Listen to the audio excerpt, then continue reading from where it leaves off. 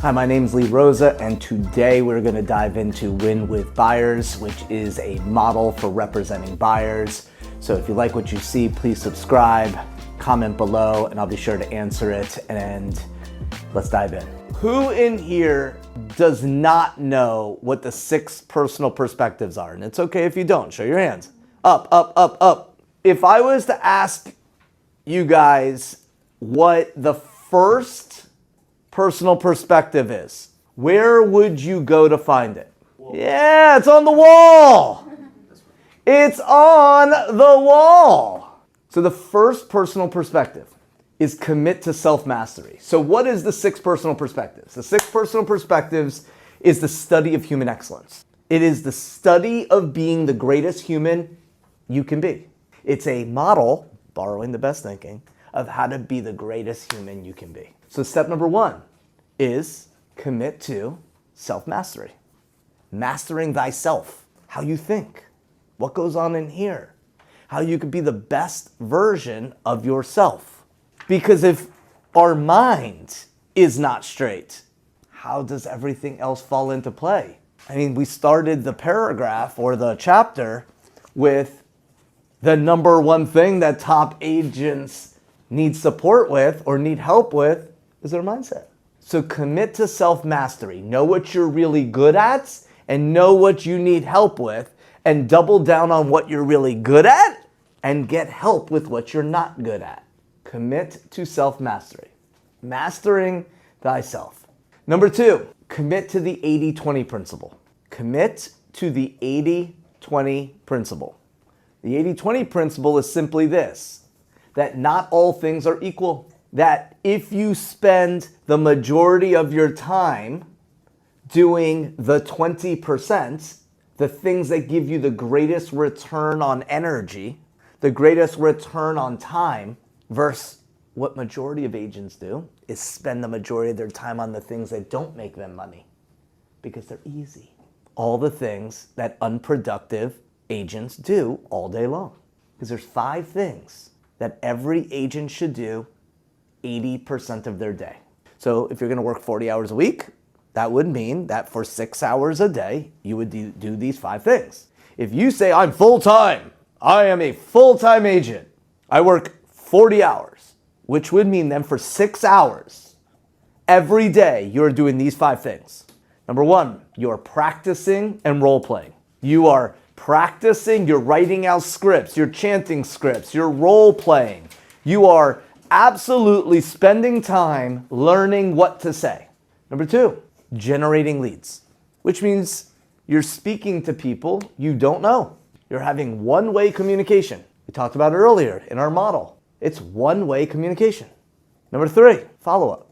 Would you believe that 80% of your appointments will come from follow-up? It won't be from that first conversation. It's gonna be from follow-up. The 8th, the 10th time that you've had a conversation with somebody and following up. Number 4, go on appointments. And number 5, negotiate contracts. Everything else is the 80%. It's the 80%. This is the 20% that you should spend 6 hours a day on. That's the 20, these 5 things. That's it. So the gut check is, okay, if I'm gonna work 8 hours today, 6 hours should be practicing and role-playing, generating leads, following up on leads, going on appointments, and negotiating contracts. Well, I don't have anything to negotiate. I don't have an appointment today. Well, for 6 hours, you do practice and role-play, write out scripts, chant scripts, role-play, speak to people you don't know, and speak to people you know. All day. There's nothing else to do. There's nothing else to do. Now, as a new agent, maybe you spend 4 hours practicing and 2 hours speaking to people. So let me share with you a fun little story. I was 23 years old. I was working for the Department of Homeland Security. And I bought my first house. My real estate agent was my fraternity brother who let me have access to the MLS, and it was so much fun. I was on until 2 o'clock in the morning. Oh, this was the coolest thing ever. Because there wasn't a Zillow back then. You needed the MLS. And so he gave me access to it, and I was like, this is the coolest thing ever. And I was the absolute worst client. The absolute worst. I mean, we probably looked at well over 70 properties. Oh yeah, at least. I mean, but that was fun. I was like, I don't know about this one. But the issue was, at the time, I needed my payment to be under $700. Principal, interest, taxes, insurance, mortgage insurance, flood insurance, and HOA. I needed it all to be under $700. And this is 2004. The market was a rocket ship. And so anything that I did like would have multiple offers, and that would then get me well over my payment, and I needed my payment. So as I was going through this process, I was working 50 to 55 hours a week with overtime, making $40,000 to $42,000. My real estate agent was 22 at the time, making $175,000 a year. And I was like, damn, right? That face you just nailed. Like, oh, I need to get into this.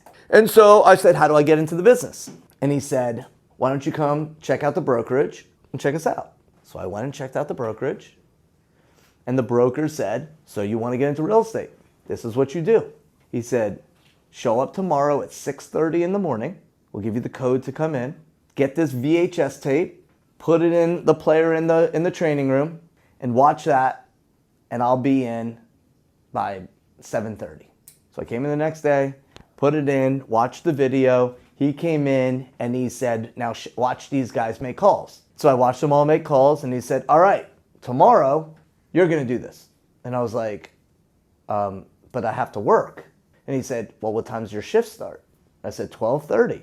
He said, okay, so if you come in at 6:30, that gives you 4 hours. And then that gives you 2 hours to go to your job. What time do you get done? I said, I get my shifts over at 9. He's like, okay, so you'll be home by 10. You could be asleep by 11, which gives you plenty of time to get back here tomorrow morning, doesn't it? I said, you're right. I want to make $175,000. So this was April of 2005. Every day, Monday through Friday. I'd show up at 6:30, put the VHS tape in, get on the phones at 7, call till 10:30, get in my car, drive to the airport, do my shift at 12:30, get out at 9, go home, take a shower, go to sleep, wake up, show up in the office again. Until I got my license July of 05. 3 months. Every day. 5 days a week. Got my license. The next week, I went part-time at the airport, 16 hours, because I had 6 months left. I had 6 months left until I vested with the government. After 3 years, they vest all of your retirement, because they match you dollar for dollar. So if I left, I'd lose half of what they gave me, and all I needed to do was suck it up for another 6 months. And so I'd show up at the office Monday through Friday, and I would work 15 hours a day. And then I worked 8 hours on Saturday at the airport, 8 hours on Sunday, get back in the office on Monday, rock and roll. My first 6 months, July to December, I closed 6 transactions. January to December, the next 2006, I closed 19 transactions, then 26, then 32, as the market absolutely imploded. I don't share that to impress you. I share it to impress upon that there was absolutely nothing that was going to stop me from succeeding in real estate. Now, I also had a head start, and the head start is in college, I ran Division I distance, cross country, and I'm 5'5". Running distance against 6'6" people is extremely unfair.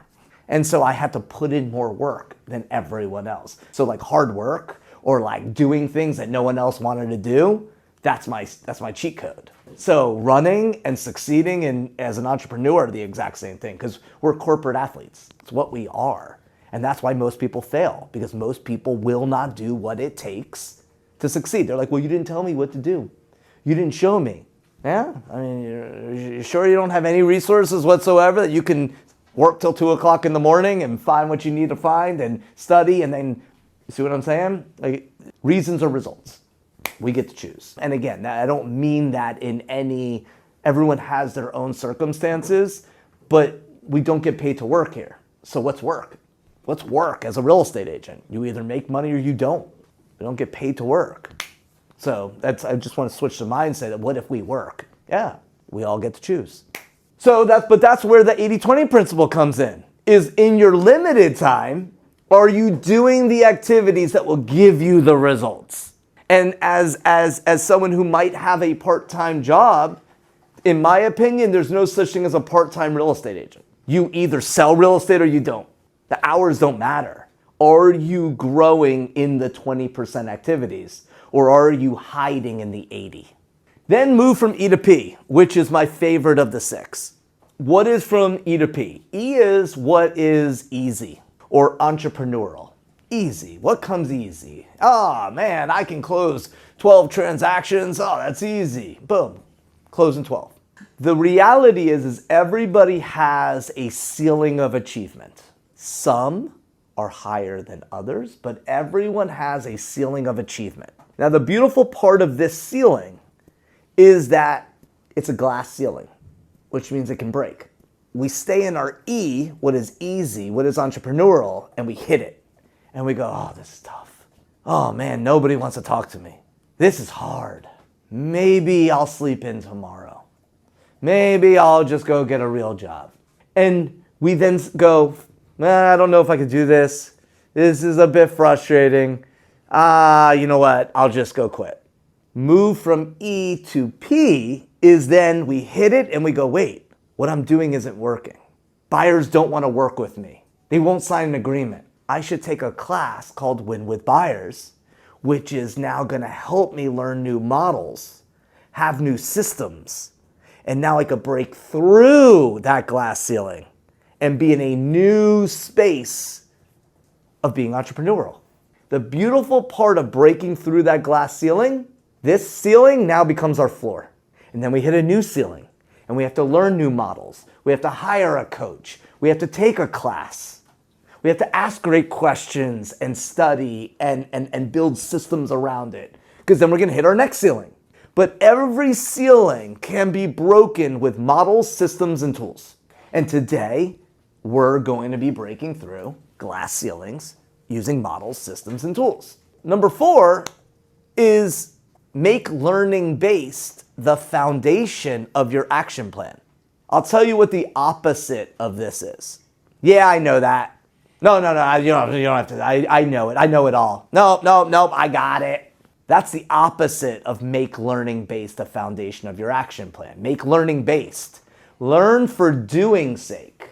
Too many agents learn for learning's sake versus going out and crushing it and going, you know what, I have 75 contacts and not a single person will stay on the phone longer than 30 seconds. Then get the advice and do it. Learn for doing sake, not learning sake. So make learning the foundation of what you do. Do you guys see these stack? They build on top of each other versus the way you think. Then it's do the right activities. Then hit your ceiling. Then don't think you know it all. Always take classes. Always learn to chase models. But if you're not learning based, you're like, I don't know if it's worth it. I don't know. That's why this is a mirror. Are you learning based? And is it the foundation of everything you do? Well, when it is, then you move into number 5, which is you got limiting beliefs. I don't know if I could do it. I got a job. Oh, I got the kids at home. I can't. Well, that's your limiting beliefs. Because if somebody can do it, you can do it. If somebody could do it, you can do it. I got 3 kids at home. Well, are there any successful real estate agents that are single parents with 3 kids? Yes or yes. Which means it could be done. You just don't have the model or the support or the systems to do so, but that doesn't mean you can't learn them. That doesn't mean you can't embrace them. You just have to remove your limiting belief to be ready to do it. And then number 6, the hardest part of being in real estate, be accountable. Do what you say you're going to do and don't talk victim talk. The reason I shared the story the way that I did about me working 7 days a week until I got my license, my first 6 months of having my license, is because I was told exactly what to do.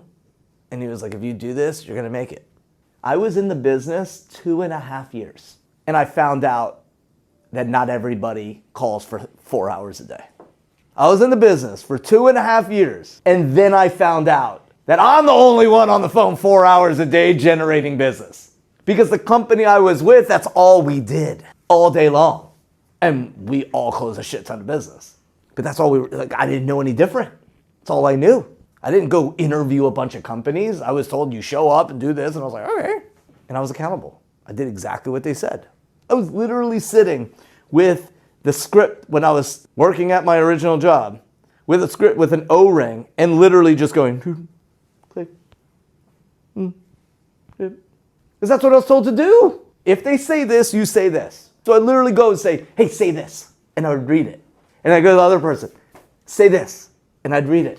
Because I was told that's what you do. I didn't go, oh, I look stupid. Can't believe I'm at my real job, I can't do it. They were like, Lee, you're gonna be something. Because everyone hated where they were working, and they were like, oh, you're gonna break through. Look at me now. Look at me now.